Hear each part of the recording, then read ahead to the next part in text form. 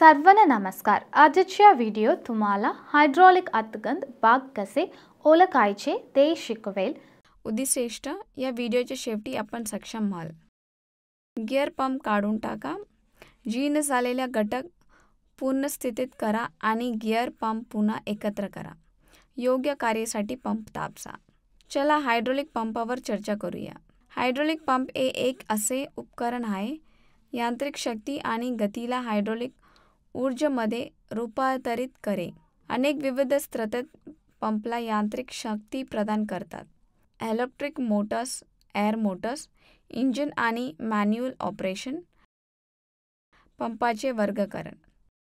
Pump एकत्र non positive किंवा positive विस्थापन म्हणून वर्गीकृत आहेत. हे मूलभूत वर्णन करते पंपाचे विभाजन. नॉन पॉझिटिव्ह विस्थापन पंप. नॉन पॉझिटिव्ह विस्थापन प्रकारचे पंप सह डिस्चार्ज देतो. नॉन पॉझिटिव्ह विस्थापन पंप स्लिपेज विरुद्ध चांगला सील प्रदान करत नाही, ज्यामुळे पंप होते सिस्टम प्रेशर बदलते तसे आउटपुट बदलते. प्रत्येक चक्राच्या दरम्यान वितरित होणारे द्रवाचे प्रमाण सिस्टममध्ये प्रवाहाच्या प्रतिकारावर अवलंबून असेल. केंद्र पसारक पंप हे नॉन पॉझिटिव्ह विस्थापन पंप आहे. सकारात्मक विस्थापन पंप. सकारात्मक विस्थापन पंप स्लिपेज विरुद्ध सकारात्मक अंतर्गत सील प्रदान करते. या प्रकारच्या पंप ऑपरेशनच्या प्रत्येक चक्रासाठी ठराविक प्रमाणात द्रव वितरित करू शकते. सकारात्मक विस्थापन पंपाचा आउटलेट बंद केल्याने दबाव त्वरित वाढतो. दबाव वाढल्याने उपकरणे थांबू शकतात किंवा घटक खंडित होऊ शकतात. गिअर पंप हे सकारात्मक विस्थापन पंपाचे उदाहरणे आहे. बाह्य गिअर पंप. बाह्य गिअर पंप हे सर्वात सामान्य प्रकारचा रोटरी पंप आहे.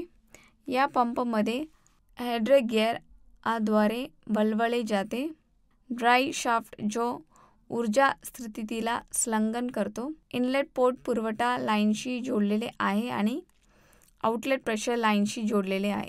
गिअर्स फिरवत असताना इनलेटवरील क्षेत्रफळाच्या प्रमाणे वाढते, त्यामुळे दाब कमी होते आणि जलाशयातील द्रवाच्या पृष्ठभागावर वातावरणाचा दाब ढकलणे शक्य होते. इनलेट पोर्टमध्ये द्रव. यामुळे गिअर्स फिरत असताना गिअरच्या जागेत द्रव अडकतो आणि इनलेट पोर्टमधून डिस्चार्ज पोर्टपर्यंत नेले जावे. या क्रियेमुळे मध्य द्रव प्रवाह निर्माण होते. प्रणाली घसरण्याविरुद्ध कडक सील धातू दरम्यान धातूच्या संपर्काद्वारे पूर्ण केले जाऊ शकते. स्लिपेज विरुद्ध सील सुनिश्चित करते. बार पंपाचे महत्त्वाचे पॅरामीटर्स. विस्थापन खंड 0.2 to 200 सेंटीमीटर. 300 बार पर्यंत दाबासाठी योग्य. केवळ निश्चित विस्थापन. साधारणपणे कॉम्पॅक्ट आणि कमी वजन, कमी खर्च. या प्रयोगासाठी आवश्यक साधने आणि घटक एकत्र करूया. खंडपीठ उत्पादस्य. ॲलन हँड स्कॉट रेंज 1 क्रमांक. अंतर्गत स्नॅप रिंग पायलर 1 क्रमांक. Gear pump 1. ओ रिंग. तेल समुद्र. गिअर पंप काढून टाका. फ्लॅंजच्या बाजूने युनिटला क्लॅम्प करा. हॅज जबडे स्वच्छ आणि आहेत याची खात्री करा. गुळगुळीत पृष्ठभाग. कॅर असेंब्लीवरील बोल्ट सोडण्यासाठी ॲलन हँड सॉकेट रेंच वापरा. बोल्ट पूर्णपणे काढून टाका आणि काढा. नुकसानीसाठी थ्रेडसाठी तपासणी करा.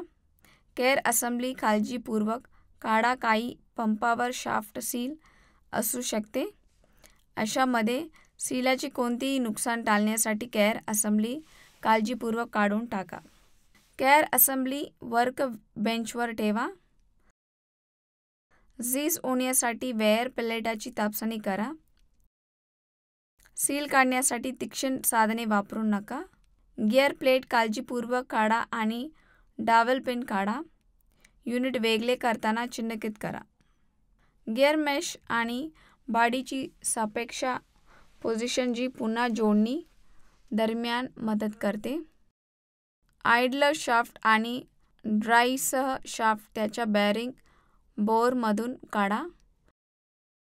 जर्नल्स आणि फ्लॅटाची तपासणी करा.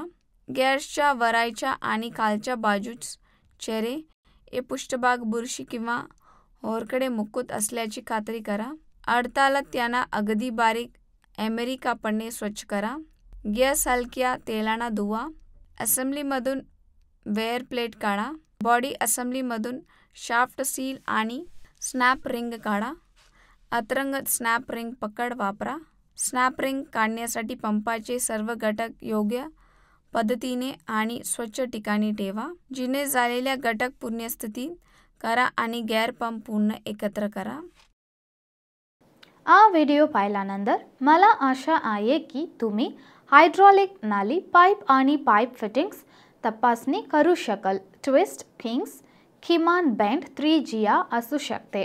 हा व्हिडिओ पाहिल्याबद्दल धन्यवाद.